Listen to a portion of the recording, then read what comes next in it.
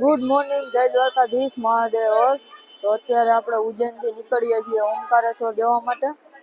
એક બસ આવે એમ છે, અડધી કલાક પછી બસમાં જવાનું છે. 4-5 કલાકનું ટ્રાવેલિંગ છે.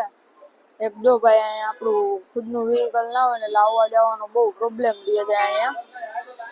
એક તો યાર અહીંયા ટ્રાફિક એવડો હોય ને આવવા જવાનું આપણે ખબર હોય નહીં, આપણે પહેલી વાર આવ્યા હોય આ બાજુ ને અહીંના લોકો એવા યાર છે ને, ખરેખર આપણા જેવા લોકો તો ના જ થાય. મને તો આના લોકો જ ના ગમ્યા એમપી ના. ખરેખર યાર બહુ ખરાબ માણસો છે અહીંયા. કોઈ તમને એમ કહેવાય કે પૈસા સિવાય તમારે કોઈ કામ ના આવે. તમે પૈસા દો ને તો તમને બધું કામ કરી દે, અને એમને તમે પૂછો તમને કોઈ વસ્તુ કઈ કહે નહીં.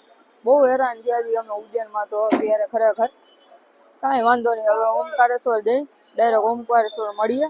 બસ આવે એટલે આપણે બેસી જાય. ચાલો ડાયરેક્ટ ઓમકારેશ્વરમાં મળી. બસમાં સામાન મૂકી ચા પાણી પીવા આવ્યા હતા. ચા પાણી પીધા. એક અહીંયા નાસ્તામાં તો ભાઈ કચોરી ને પૌવા જ મળે છે, અને ના સારા હોય છે. પૌવા ને કચોરી ફેમસ છે ઉજ્જૈનની આઈટમ, મસ્ત હોય છે. એ જ ટ્રાય કરવું, બીજું કઈ ટ્રાય ના કરવું, કારણ કે બીજું કઈ તો આપને છે ને ટ્રાય કરવાની ઈચ્છા થઈ જ નથી જોઈને. એટલે બસ એક કચોરી ને ઇન્દોરી પૌવા એ બહુ ફેમસ છે ને બહુ મસ્ત બી મળે છે. એટલે ઉજ્જૈન આવો ત્યારે નાસ્તામાં તો ઈ જ ટ્રાય કરવું. હવે જાય આપણે, બસ ચાલુ થાય તો ઓમકારેશ્વર. સો ફાઇનલી આપણે સાંજ પડે ઓમકારેશ્વર પહોંચી ગયા છીએ, અને અત્યારે ડાયરેક્ટ હોટલ રાખીને આપણે દર્શન કરવા જઈએ છીએ. અને અહીંયા અત્યારે એટમોસ્ફિયર ખરાબ છે, બધે લાઇટ વહી ગઈ છે ઓમકારેશ્વરમાં, અને વરસાદ છે. પણ દર્શનમાં બહુ એમ કે છે બહુ જ ભીડ છે. એટલે આપણે પેલા આજે દર્શન કરી આવી, પછી કાલે એવું હશે તો બીજી જગ્યાએ ફરશું. એટલે આજે એક દિવસ આપણે બગડ્યો જ છે. આમથી આખો દિવસ ક્યાંય જવાનો ટાઈમ નથી મળ્યો. ટ્રાવેલિંગમાં જ આપણો ટાઈમ વયો ગયો. અત્યારે દર્શન કરી આવી પેલા તો. ચલો, મંદિરમાં અલાઉડ હશે ફોન તો લઈ જઈશ, તો તમને દર્શન કરાવીશ. Omkareshwar night view.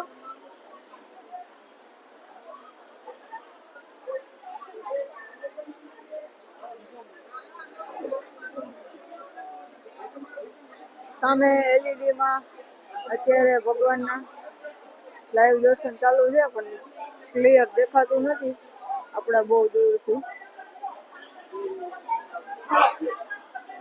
લાઈટ ને એવું હોય ગયું તો હજી આવ્યું છે. અત્યારે બહુ જ વરસાદ ચાલુ છે ઓમકારેશ્વરમાં. સો આપણે છીએ અત્યારે મમલેશ્વર મહાદેવ મંદિરની અંદર, અને તમે જોઈ શકો છો લાઈવ દર્શન ચાલુ છે. મસ્ત મજાના દર્શન થાય છે. અને ઓમકારેશ્વર મહાદેવના અત્યારે દર્શન થાય એમ નથી, કારણ કે ઓલરેડી 4-5 કલાકની લાઈન છે. તો અત્યારે આપણે મમલેશ્વર મહાદેવના દર્શન કરી લઈએ. સવારે આપણે ઓમકારેશ્વર મહાદેવના દર્શન કરશું. અને અહીંયા એવું છે કે મમલેશ્વર મહાદેવ અને ઓમકારેશ્વર મહાદેવ બંનેના દર્શન કરવા જરૂરી છે, કારણ કે બંને જ્યોતિર્લિંગમાં જ આવે છે. બંને જ્યોતિર્લિંગના દર્શન કરશો ત્યારે જ આપણી એક જ્યોતિર્લિંગ કમ્પ્લીટ થાય છે.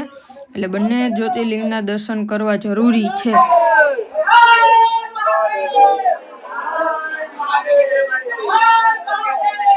ગુડ મોર્નિંગ, જય દ્વારકાધીશ મહાદેવ. તો અત્યારે ઓમકારેશ્વર મહાદેવના દર્શન કરવા નીકળી ગયા છીએ. બ્રિજ ઉપરથી ઓમકારેશ્વર મહાદેવના દર્શન કરવા આવ્યા, એટલે મજા જ એવા રાખે ને. અહીંયા એક નંબર વ્યૂ છે. અત્યારે અમે બ્રિજ ઉપરથી ચાલીને જઈએ છીએ, અને ભીડ તો કંઈ અત્યારે દેખાતી નથી. વાંધો નહીં આવે, દર્શન કરવામાં એટલી બધી વાર નહીં લાગે. જોઈએ, હાલો જાય પછી મળીએ. મસ્ત મજાના દર્શન કરીએ એવા જી. 2 કલાક લાઈનમાં ઊભા ને 2 સેકન્ડ દર્શન થયા. 2 સેકન્ડ થી વધારે વાર દર્શન થતા નથી. એટલી વાર ઊભા રહીને તોય બહુ ટ્રાફિક હતો. અમને નીચેથી એમ લાગ્યું કે ટ્રાફિક નથી, ઉપર જઈને જોયું તો એવો ને એવો અંદર ટ્રાફિક હતો. 2 સેકન્ડ માંડ દર્શન થયા છે. આમ દર્શન મસ્ત થઈ ગયા. દર્શન કરીને પાછા નાસ્તો વાસ્તો કરી અને પછી પાછા રેડી થઈને પાછા નીકળીએ બહાર ફરવા. ને હવે ક્યાંક ફોટોશૂટ માટે જવું છે. દર્શન 2 જગ્યાએ થઈ ગયા છે.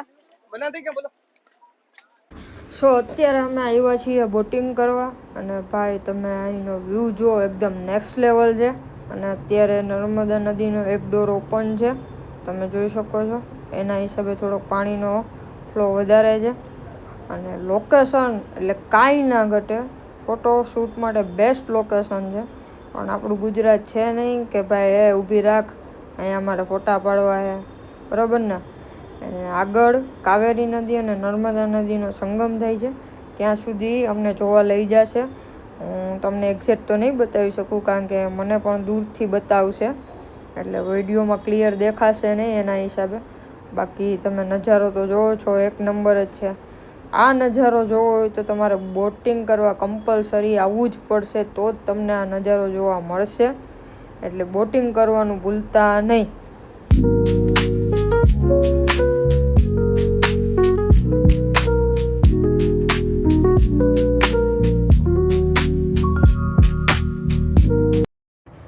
તો આ છે ગુરુ શંકરાચાર્યજીની પ્રતિમા અહીંયાથી બહુ નાની દેખાય છે પણ છે બહુ મોટી અને જંગલની વચ્ચોવચ્ચ છે ત્યાં જવાનો રસ્તો તો મને ખબર નહીં કેવી રીતે જવાતું હોય અને મંદિરે જવાના 2 બ્રિજ છે આ દેખાય એ પહેલો બ્રિજ છે અને અમે જે રસ્તા ઉપરથી ગયા હતા એ સેકન્ડ બ્રિજ છે તમે આગળ વિડીયોમાં જોયું હશે મેં ઘણા વિડીયોમાં એવું જોયેલું છે કે ઘણા એમ કહેતા હોય કે બોટિંગ કરીને જવું કમ્પલસરી નથી અગર તમારે ચાલીને જવું હોય દર્શન કરવા માટે મહાદેવના તો તમે આ બંને બ્રિજ ઉપરથી જઈ શકો છો અહીંયાનું લોકલ પબ્લિક હોય એમને તમારે રસ્તો પૂછી લેવાનો એટલે તમને ડાયરેક્શન આપી દેશે અને તમે મંદિરે પહોંચી જશો આ અત્યારે દેખાય એ આપણે ઓમકારેશ્વર મહાદેવનું મંદિર છે અને મમલેશ્વર મહાદેવનું મંદિર અહીંયાથી દૂર થાય છે એ સામે કાંઠે છે તો મળીએ નેક્સ્ટ વ્લોગની અંદર ત્યાં સુધી બધાને મારા મહાદેવ હર